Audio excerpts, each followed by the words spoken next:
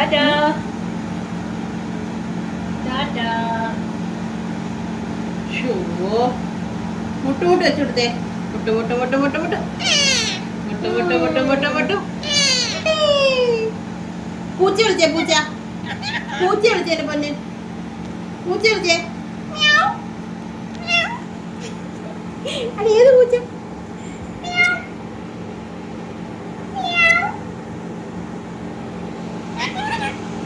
ഒന്നും കൂടെ പറ. നീ ഒന്ന് വിളിച്ചേ. അത് കുയില്, പൂച്ചയല്ല, അത് കുയില്. മിയാ വിളിച്ചേ. മിയാവ്.